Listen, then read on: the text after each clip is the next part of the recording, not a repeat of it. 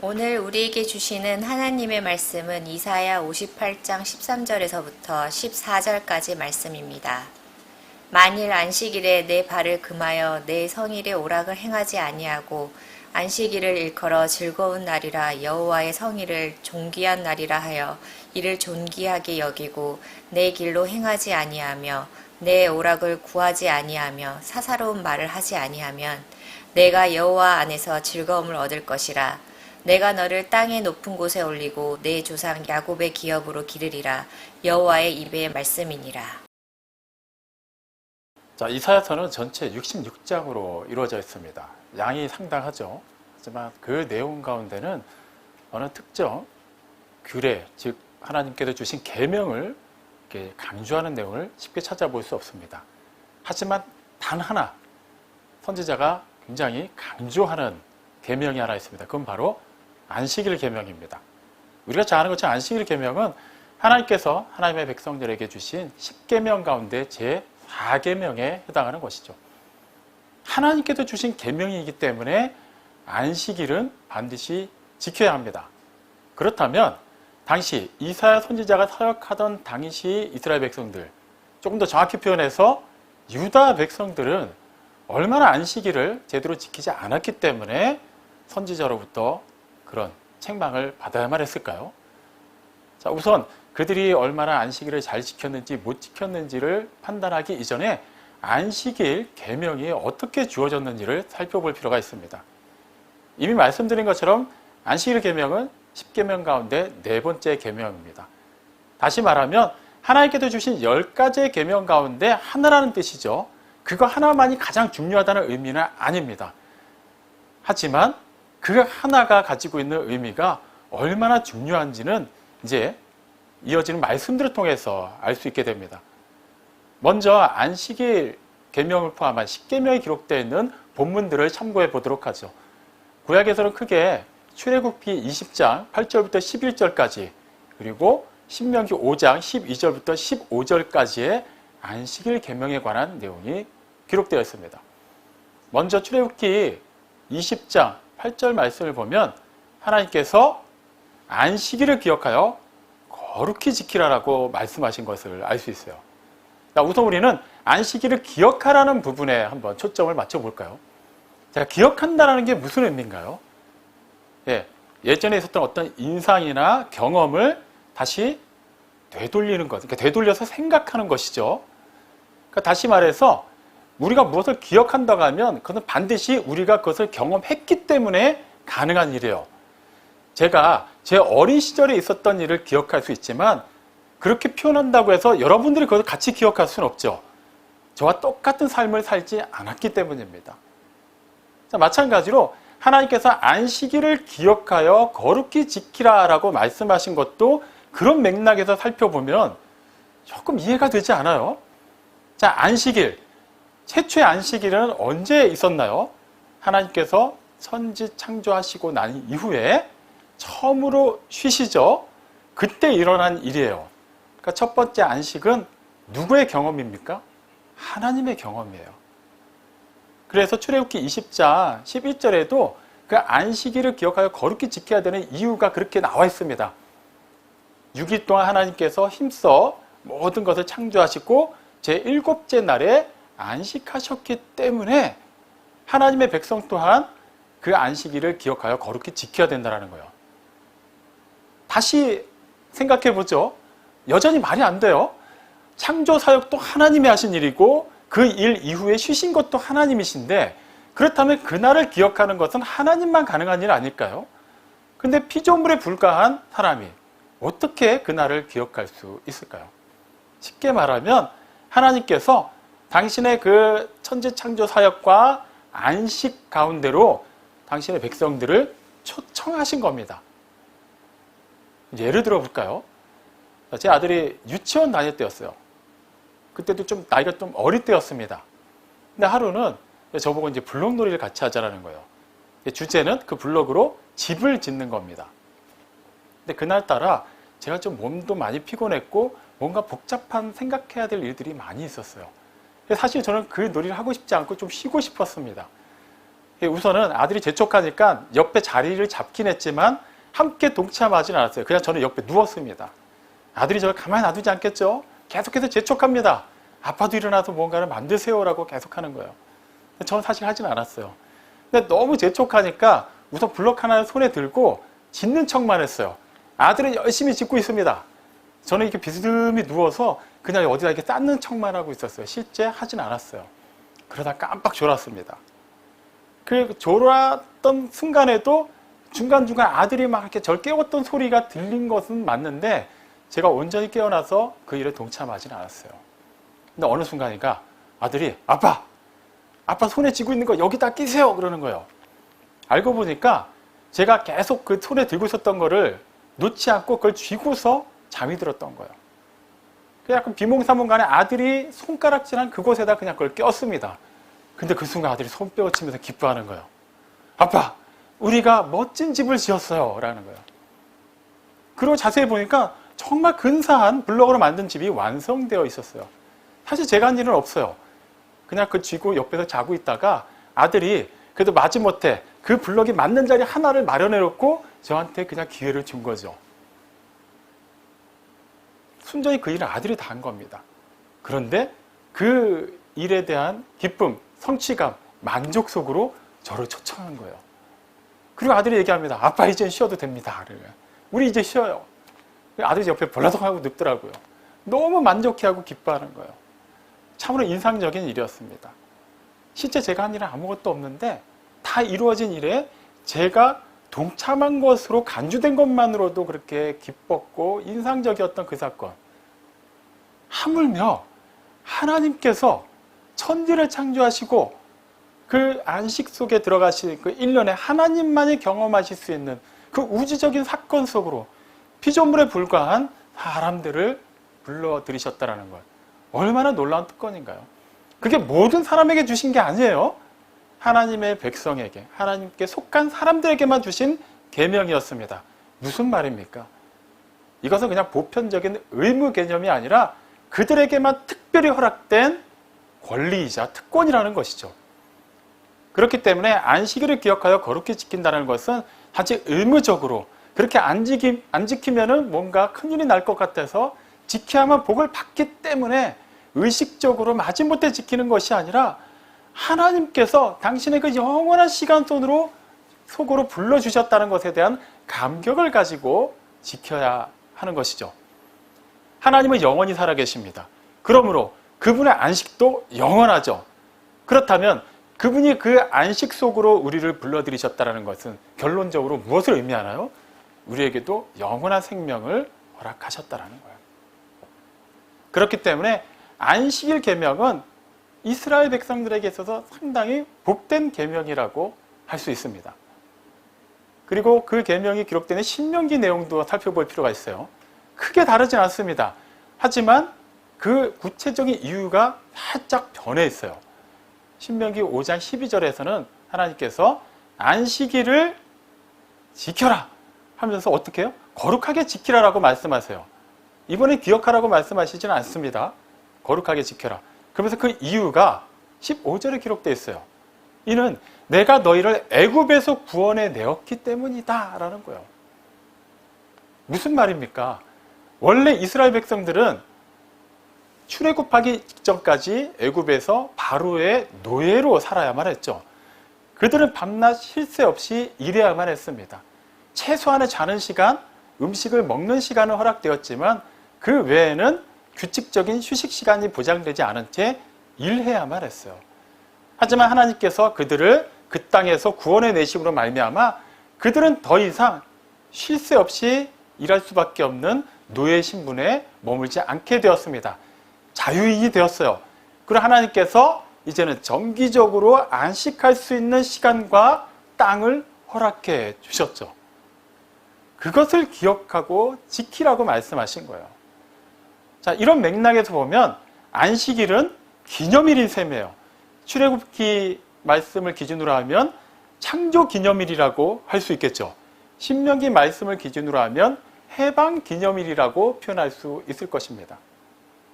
우리가 어떤 기념일이라고 하면 그 날은 평상시와 똑같은 날, 그 전주와 똑같은 요일임에도 불구하고 의미가 달라지죠. 지금 그냥 주일이라는 것을 그냥 감안하지 않고 생각해 볼게요. 오늘은 어쩌면 우리에게 그냥 지극히 평범한 한 날에 불과할 수도 있어요. 하지만 어느 누군가에게 오늘이 생일이라면, 결혼기념일이라면, 그에 정말 기념할 만한 어떤 특별한 날이라면 그 사람에게만큼 그날은, 오늘은 굉장히 특별한 날이 되겠죠. 마찬가지입니다. 하나님께서 당신의 그 창조 사역과 그 안식 속으로 초청하셨고, 또 그것을 실제 이 실생활 속에서 정규적으로 지킬 수 있도록 6일 동안 힘써 일하지만 하루는 분명히 쉴 수 있도록 허락하신 그 모든 통전적인 사역을 아울러서 하나님의 백성에게 선포하신 거예요. 그리고 그것을 계명으로 주신 겁니다. 계명이기 때문에 우리 입장에서는 지켜야만 하고 뭔가 되게 부담스러운 것이라 생각할 수 있지만 실제 계명은 하나님의 백성을 위해서 주어졌다는 것이죠. 굉장히 놀라운 특권입니다. 이런 맥락에서 보면 이사야 선지자가 그 당시 유다 백성들에게 안식일 준수를 촉구한 이유가 분명해지겠죠. 그들은 이러한 정신을 잊고 안식일을 지켰다는 것입니다. 아예 그들이 안식일 자체를 외면한 게 아니에요. 성전도 다 허물어뜨려 버리고 우상만 섬기고 쉬지도 않고 본인들의 쾌락만을 쫓아 살지는 않았습니다. 이사야서 1장 12절에서 15절까지 내용을 보면 그들은 계속해서 하나님 앞에 나가 제물을 드린 것을 알 수 있어요. 그 초하루, 안식일, 그 다음에 정기적으로 거룩한 집회를 연 것도 알 수 있습니다. 어떻게 보면은 그들의 안식일을 잘 지킨 거예요. 안식일 하면 우리가 떠오르는 대표적인 안식일 규정이 무엇입니까? 예배 아닙니까? 그런 측면에서 보면 그들의 예배를 잘 지킨 겁니다. 잘 드렸어요. 그런데도 하나님께서는 그들의 예배를 싫어하십니다. 지겹다고 표현하세요. 이제는 하지 말라고까지 말씀하십니다. 이유는 무엇일까요? 그들의 몸은 성전에 와 있었어요. 하지만 그들의 마음은 여전히 세속적인 세상 것에 빠져 있었죠. 우상을 섬기면서도 동시에 하나님을 섬겼습니다. 하나님을 온전히 섬기지 않는 것은 하나님을 섬기지 않는 것이기 때문에 그들은 이미 하나님을 잊은 사람들이었던 거예요. 아무리 안식일이라고 그들이 지금으로 쳐서 7째 날에 해당하는 토요일 날 거룩하게 그들이 지키는 것처럼 겉으로는 꾸밀 수 있을지라도 하나님은 영이시기 때문에 우리의 모든 속사정과 우리의 그런 진정으로 드리는 모든 것을 다 알고 계시죠. 사람들 사이에서 의식적으로 아무리 규칙적으로 잘 예배를 드린다 할지라도 하나님께서는 그들 마음 안에 하나님이 자리하지 않고 있다는 것을 알고 계셨기 때문에 그들이 아무리 정기적으로 예배에 참석하고 제물을 드린다 할지라도 그것을 인정하지 않으셨습니다. 그것을 우리가 어떻게 좀 더 구체적으로 알 수 있냐면 오늘 읽은 이사야 58장 13절과 14절을 통해서 확인할 수 있죠. 특히 13절에 보면은 선지자가 안식일에 소극적으로 지켜야 되는 것, 적극적으로 지켜야 되는 것을 좀 이렇게 세분화해서 기록했습니다. 자, 소극적인 면은 어떤 것이 있죠? 내 발을 금하고 오락을 행하지 말라라는 거예요. 또 그 뒤에는 뭐 사사로운 말을 하지 말라는 말도 포함되어 있어요. 무슨 의미일까요? 자, 발을 금한다라는 것은 하나님께서 구별하신 그 안식일, 그날만큼은 일을 하거나 장사를 하거나 어떤 자신의 그런 유익을 위해서 어떤 오락을 행하는 일들을 하지 말라는 거예요. 출애굽기 20장 12절 말씀에서도 보면 하나님께서는 그냥 7째 날에 안식하셨다라고만 말씀을 마치시지 않고 그날을 복되게 하시고 거룩하게 하셨다고 말씀하십니다. 거룩하다라는 말은 구별해 놨다는 뜻이에요. 우리 입장에서는 안식일도 엄밀히 말하면 그냥 7일 기준으로 한 날에 불과한데 그날이라고 특별할 게 있을까라고 말할 수 있지만 하나님께서는 그날만큼은 특별하게 구별해 놓으셨다는 거예요. 쉽게 생각해 볼까요? 우리 집에 뭐 이렇게 선반을 열어보면 이렇게 그릇들이 다 있을 거예요. 하지만 그 그릇들 가운데도 보면 일반적으로 평상시 식사할 때 주로 쓰는 그릇이 있는가 하면 정말 특별히 어떤 잔칫날이라든가 외부에서 손님이 왔을 때 쓰는 그릇이 따로 있어요. 그래서 용도는 같아요. 하지만 구별해 놓는 것이죠. 그 그릇 자체가 더 비싸고 더 화려하게 장식되지 않았을 수도 있어요. 하지만 의미가 부여됐기 때문에 그 그릇은 그 용도에 맞게 사용될 때 제대로 된 가치를 발휘하게 됩니다. 하나님께서 특별히 일곱째 날을 구별하신 날 이유도 마찬가지예요. 그 날이 다른 날과 똑같이 24시간으로 이루어져 있지만 그런 시간적인 개념으로 이해할 것이 아니라 하나님께서 의미를 부여하셨다는 거예요. 그날만큼은 다른 6째 날 동안은 열심히 일을 해야겠죠. 하나님께서 6일 동안 창조 사역하신 것을 바탕으로 그분의 형상을 따라 지음받은 피조물로서 우리는 마땅히 그렇게 살아야만 합니다. 그리고 하나님이 또 하루를 쉬심으로써 그 모든 것에 이루신 것을, 그 모든 것을 이루신 것에 대해서 기뻐하시고 만족하시고 또 다른 사역을 위해서 준비하신 시간을 우리에게 미리 허락하신 거예요. 하나님이 쉬실 필요가 있을까요? 하나님이 우리처럼 똑같이 피곤함을 느끼시고 어떤 이렇게 영양분을 섭취하셔야만 회복되시는 분이신가요? 그렇지 않아요. 하나님이 또 안식하신다고 해서 하나님이 아무것도 안 하고 계신가요? 그렇지도 않죠. 지금도 계속해서 일하고 계십니다. 그럼에도 불구하고 하나님이 먼저 자진해서 일곱째 날을 구별하시고 그날에 복을 주시고 쉬셨어요.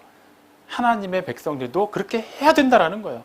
그렇게 할 때에만 우리는 세상의 그 일상 속에서 과감하게 벗어나서 하나님의 그 공급을 바라보고 하나님의 은혜를 사모할 수 있기 때문이죠. 십계명이 주어졌을 때는 농경사회입니다. 그때는 일주일을 기준으로 했을 때 하루를 쉰다는 것은 그만큼 더 일을 하지 않는 것임과 동시에 그만큼 더 소득을 얻지 못한다는 의미이기도 해요. 그렇기 때문에 좀 여유 있는 사람들, 땅이 있고 노예를 부리는 사람들은 굳이 일하지 않죠. 그냥 자기 밑에 있는 노예들을 부리면 됩니다. 안식일이라는 개념이 없었어요. 그냥 밥 먹고 재워주는 일만 해결해 줄 수 있으면 나머지는 주인이 얼마든지 새벽에도 불러서 일을 시킬 수가 있었어요. 하지만 하나님께서는 안식일 계명을 주실 때 너희만 일하지 않는 것이 아니라 너희 집안에 유하는 객이라도 그리고 심지어는 집에서 기르는 짐승들조차 일을 하지 말고 쉬라고 말씀하세요. 단지 쉼 자체가 목적이 아니겠죠. 물론 쉼을 통해서 한 주간에 6일 동안에 열심히 일한 것에 대한 또 에너지 보충하는 의미도 있겠지만 근본적으로는 그 쉼을 통해서 조금 더 여유 있게 무언가를 더 집중하게 하시려는 의도가 있는 것이죠. 하나님께서 이스라엘 백성들을 애굽에서 불러내시고 난 다음에 그들에게 어떻게 양식을 제공하셨나요? 만나를 내리셨어요. 자, 하늘에서 이제 만나를 내리셨는데 그래서 매일 같이 나가서 그 만나를 거두어 드리는 겁니다. 부인들 먹을 만큼 거두어 드려요. 그런데 제 7일째 되는 날은 거룩한 안식일이기 때문에 일을 하지 말라고 하시면서 그날은 거두지 말라고 말씀하시죠. 그렇게만 말씀하셨다면 대책이 안 쓸 거예요. 그럼 그날은 무조건 굶으라는 얘기인가요? 아니죠.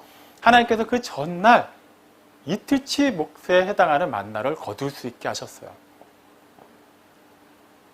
그것은 하나님께서 그 하루를 완전히 거룩하게 구별하고 온전히 쉬고 그 쉬는 시간만큼 하나님을 기억함으로써 하나님께서 하신 일을 찬양함으로써 내가 실제 일을 해야만 먹고 살 수 있었던 그것에 대해서 완전하게 손을 내려놓는 것을 의미하는 거예요.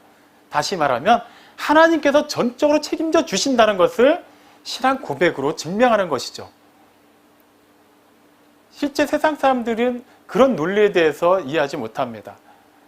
만약에 쉬어야 된다면 법정 공휴일인 일요일날 쉬어야 된다면 그것은 내가 열심히 일했기 때문에 쉬는 것이고 또 다른 주어진 날들을 살아내기 위해서 에너지를 보충하는 차원에서 즉 나를 위해서 쉬는 것이지 굳이 하나님을 위해서 쉴 필요는 없다고 생각을 합니다.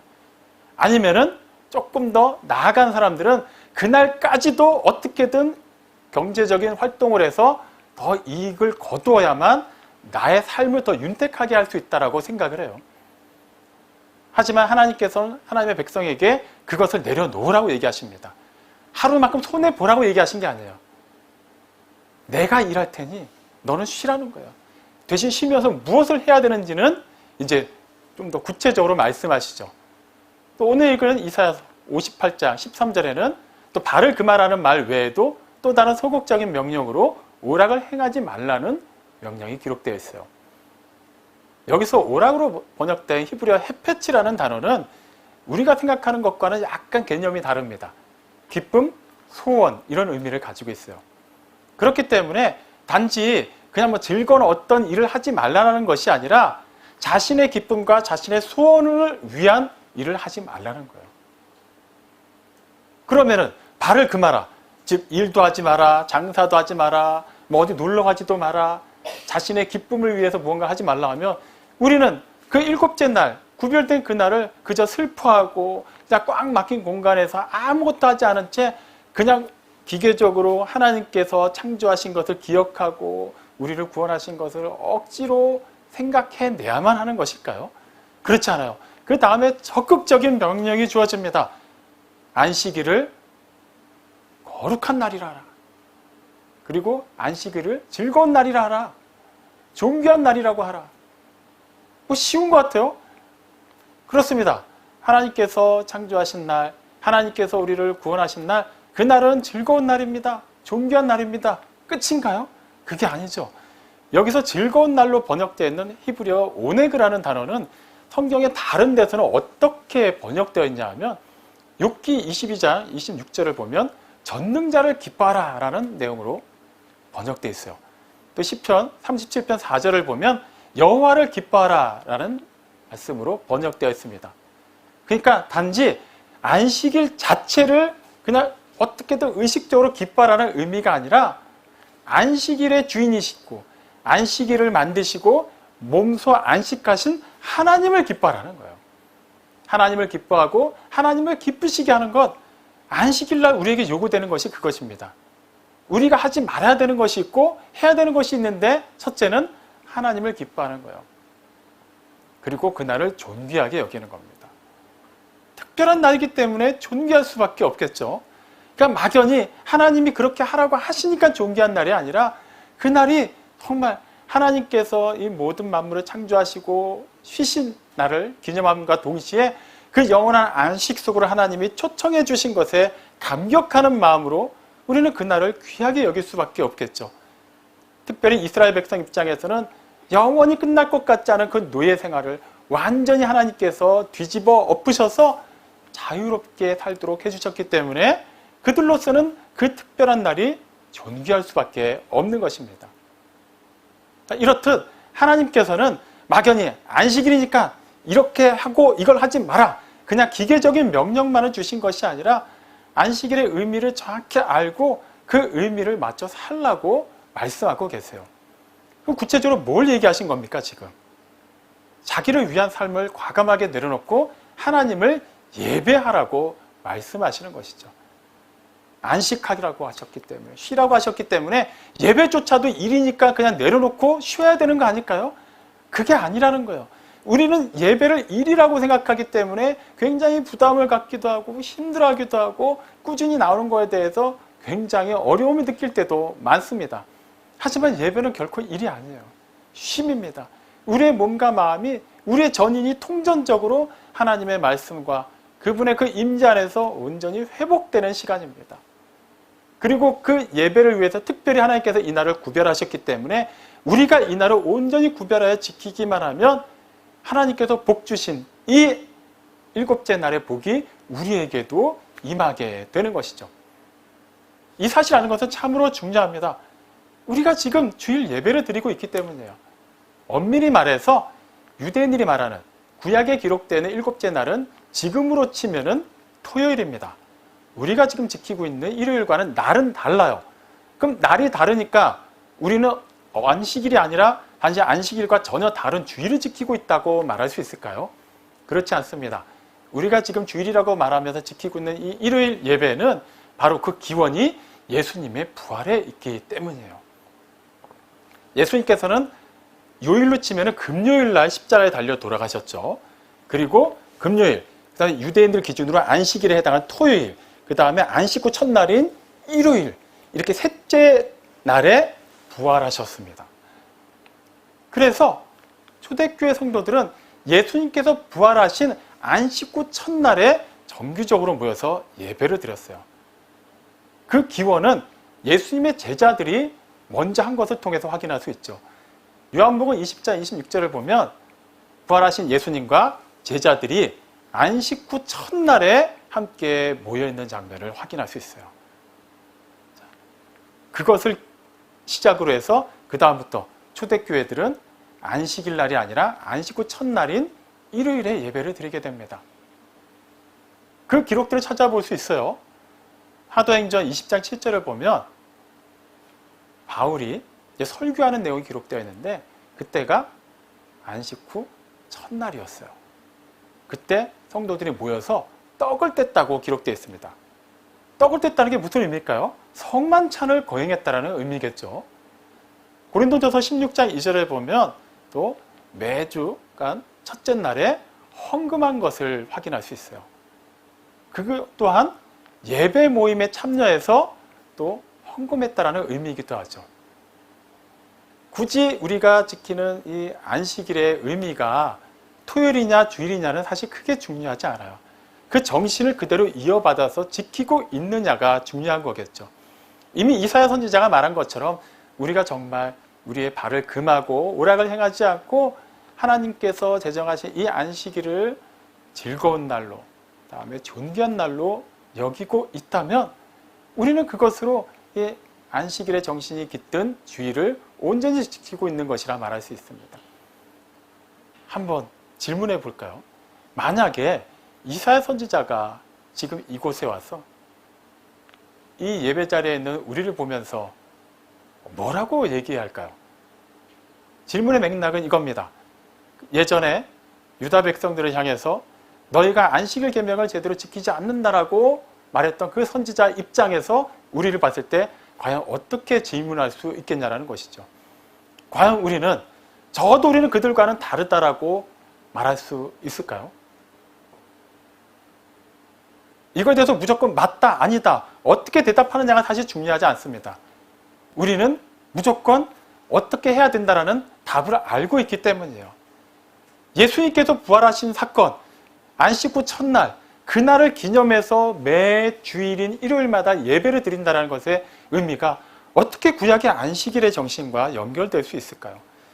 예수님께서 십자가에 달려 돌아가시고 부활하심으로 말미암아 우리는 새롭게 태어날 수 있게 되었죠. 기존에 우리는 죽었던 자들입니다. 허물과 죄로 말미암아 죽었던 우리가 예수님께서 우리의 죄를 대속하시고 부활하심으로 말미암아 살아나게 되었어요. 그런 면에서 우리는 하나님께서 창조 기념일로 제정하신 안식일의 의미를 이 주일에 부여할 수 있게 되는 것입니다. 또한 우리는 그 전까지는 예수님을 구세주로 영접하기 전까지는 어둠에 속한 자들이었죠. 마귀의 수하에 있는 자들이었습니다. 그 아래서 무엇을 하더라도 우리는 영원한 안식을 누릴 수가 없었어요. 그런데 예수님께서 그 십자가 대속의 죽음과 부활을 통해서 우리로 하여금 하나님께로 나아갈 수 있는 길을 열어주시고 그분이 직접 우리의 문이 되어주셨죠. 그리고 사망 권세를 깨뜨리셨습니다. 이제 우리는 더 이상 마귀의 수하에 있지 않게 되었어요. 해방되었고 영원한 자유와 안식을 누릴 수 있게 되었습니다. 예수님의 부활 사건이 곧 해방 기념일로서 하나님께서 제정하신 안식일의 의미로 우리에게 다가온 것이죠. 그렇기 때문에 우리가 주일 예배를 드리는 것. 지난 주일에 부활주일 예배를 드렸고 부활주일 예배는 1년에 단 한 번 있는 그런 교회 절기로서 지키기도 하지만 그 이후에 또 다른 부활절의 의미로서 매 주일 우리 주님께서 부활하신 날을 기억하고 거룩하게 구별하여서 지켜야만 할 것입니다. 이런 맥락에서 선지자가 우리에게 물어본다면 우리는 어떻게 대답할 수 있을까요? 만약에 그런 것 같지가 않습니다. 나는 정말 발을 금하고 오락을 행하지 않고 하나님께서 구별하신 이 날을 즐거워하고 존귀하게 여기지 않은 것 같습니다. 그렇게 생각이 든다면 부끄러워하지 말고 그 순간부터, 지금 이 순간부터 다시 돌이키면 됩니다. 다시 우리의 마음을 순전히 하나님께 내어 맡기고 내가 이루어야만 된다고 생각하는 것, 내 힘으로 살아간다고 하는 모든 것들을 내려놓고 나에 관련된 모든 것들, 시간, 내 인생, 나를 둘러싸고 있는 모든 환경과 상황은 다 하나님께 속해 있다는 것을, 이 주의를 거룩하게 지키는 것으로 우리는 다시 신앙 고백을 할 수 있게 되는 것이죠. 그래도 저는 열심히 지켰습니다. 그렇다면 그것을 더 발전시켜 나가십시오. 보다 더 적극적으로 내가 하나님을 더욱더 즐거워하고 하나님을 기쁘시게 해드리고 하나님께서 구별하신 이 날을 보다 존귀한 날로 여기고 지낼 수 있도록, 나에게 부족한 것이 있다면 그것을 보충하시고 과한 것이 있다면 과감하게 정리할 수 있어야만 합니다. 사랑하는 성도 여러분, 우리는 이 시대, 이 시간만을 사는 자들이 아니라 예수님께서 이루어 놓으신 영원한 생명을 얻은 자들입니다. 이미 영혼에 속한 자들입니다. 그리고 그 영원한 안식에 속한 자로서 그 영혼에 잇대어 있는 오늘 이 순간 주일을 지키고 있습니다.